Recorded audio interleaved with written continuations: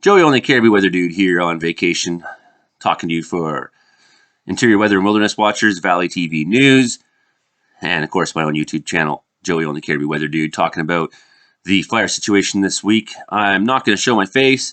I used to have life partners who would cut my hair all the time, and I never had to worry about my hair growing too long, and now I feel like I'm an animal right now. I don't look good, so why don't we just look at maps instead? Here's the fire danger rating for today. And as you see, Southeast Fire Center is where a lot of the fire activity's been, and that's where it's been the driest, and that's where people are seeing fires. Yes, as this heat continues, we see more of these little red spots start to pop up in around Kamloops area, Kamloops Fire Center. Still blotches of green up in Northwest Fire Center, but Peace Region getting dry as well. That's our situation, and most of those thunderstorms we're expecting are going to come across those dry places over the next 3 days. 67 new fire starts in the last 7 days. 43 active fires. Most of those, like I say, in Southeast Fire Center, 23 of them. We will see some of those fires grow. And when the thunderstorms come this week, we'll see more starts.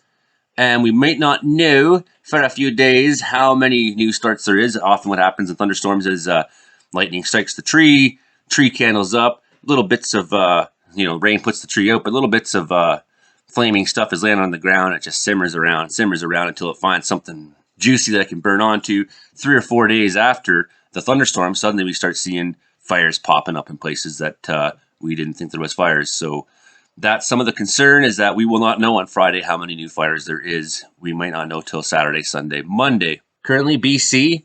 This is today's map put out by Navigation Canada.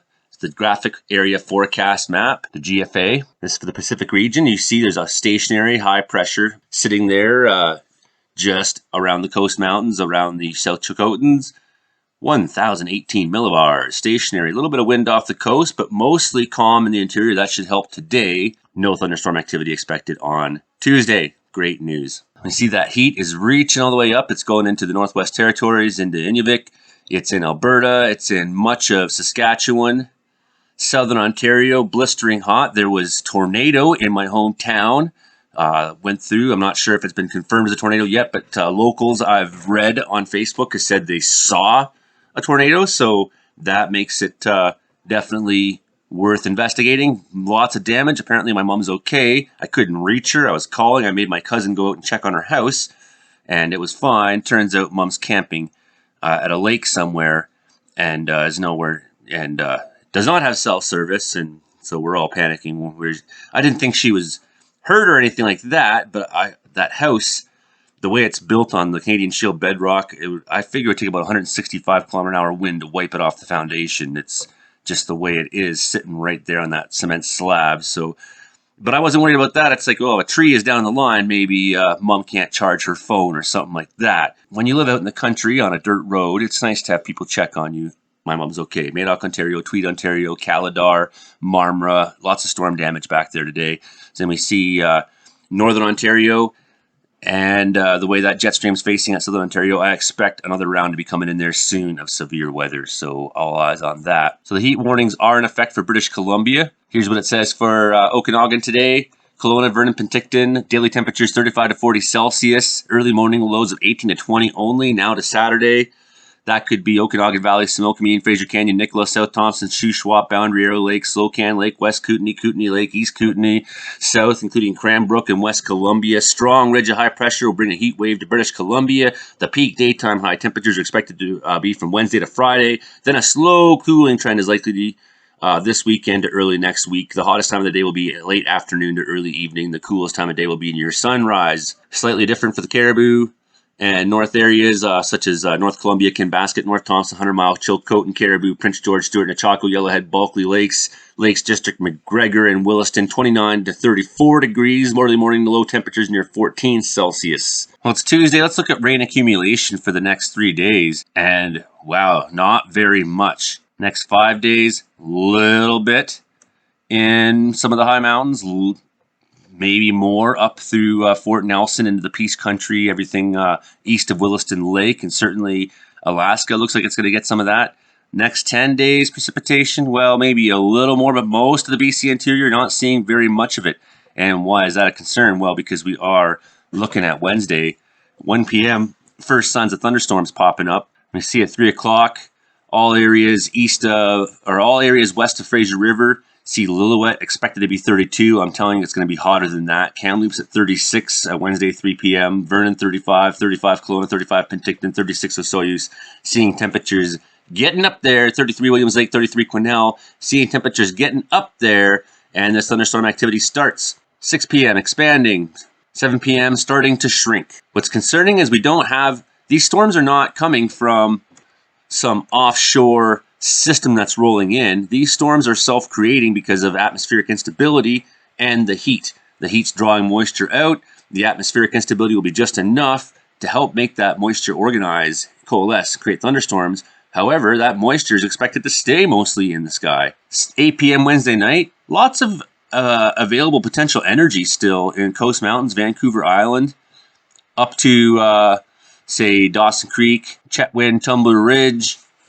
See some of that blue blob. That's convective available potential energy. That's possible thunderstorm energy. And Thursday again, when it starts to get concerning, high temperatures. Kamloops 35 degrees, 34 Kelowna. Well, some of these thunderstorms start triggering. I mean, when you look at the windy map, there's always these sort of like areas of blue around. So what you have here in this thunderstorm up in northern Alberta that they're expecting on Thursday is you got a bit of a front, and in behind the front is some of this precipitation, right? So it's riding along this millibar, and that's helping trigger it, and it's bringing moisture in behind. You see there's some showers and moisture in the air up in the Alaska Panhandle. But when you look at the thunderstorms through southern Alberta and through Idaho, very tip of Washington State, Okanagan, Kelowna, Kamloops, what are you seeing here? You're not seeing any of that light blue around that indicates rain. You're just seeing lightning indicators. So you have that energy bumbling around up in the sky, creating lightning, but it's not dumping out. Thunderstorm activity. Thursday, widespread all through southern BC. You can expect Thursday that somewhere in the Clinton area, there's going to be lightning activity. Somewhere outside 100 Mile House, there's going to be lightning activity. Somewhere north of Gold Bridge in the mountains, somewhere near Lytton, there's going to be lightning activity. Is this exactly where or when? Well, give or take, right? But the models are firming up as we get closer. It's pretty safe to say that somewhere in these regions, somewhere outside of Kamloops, outside Kamloops Lake here on the south side, maybe in those hills there. And then you get the drier areas where we've already had lots of lightning and lots of fire activity in Southeast Fire Center, where Invermere is still going to be very hot. Cranbrook's still going to be very hot at 7 p.m. on Thursday. And you see some of that lightning activity, Fernie, possibly, Creston. So pockets of it all over. And Friday, it's going to wrap up.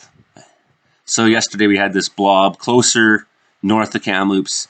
And I was saying, like, well, where that first storm erupts on Friday, it's probably going to be somewhere in this area between Blue River, Revelstoke, Salmon Arm, Kamloops, 100 Mile House, somewhere in those high hills, right? Is that exactly where it's going to be? Well, that's impossible to say. That's not how thunderstorms work. So don't blame the weatherman when a storm is 10 miles in a different direction than what the first map says. These are computer-generated models. They're pretty accurate for the most part. Friday, that's really the big day.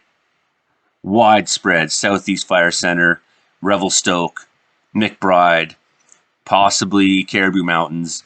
Go far enough north, strong thunderstorms, although some rain at least available, up into northeast sections of BC, up to the North Peace, up to Fort Nelson. So definitely concerning for Fire Center up there. That looks to be pretty organized, and it's been dry up there as well. So you may not escape fire up starts at that time. So Friday, 4 p.m., now we have widespread thunderstorms all into southern British Columbia, all into southern Alberta, then back up through central parts to Edmonton, over to Lloydminster, Meadow Lake, Saskatchewan, up north in British Columbia, north of Fort St. John, strong thunderstorm potential. Perhaps we'll see some severe thunderstorm watches at that time. Definitely some of the best looking energy up there at that time. This isobar funneling in between these two here. We got 1,012 millibars, and then we got this next isobar right next to them at 1,010.